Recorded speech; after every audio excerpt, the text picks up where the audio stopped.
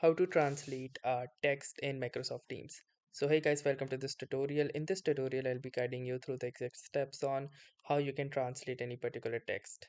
So as here you can see, I have received this particular text in the Hindi language, and let's say I would like to translate this to English. So you can do the same to any language and convert any language into your native text. So let me show you how you can do this.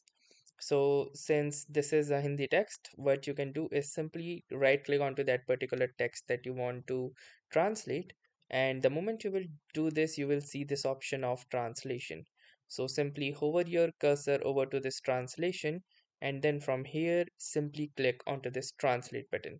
The moment you will do this, it will take a while, and here you can see that the Hindi text has now been successfully translated to English. So that's how easily you can translate texts or messages in your Microsoft Teams. So that was all for this tutorial. Thanks for watching and have a nice day.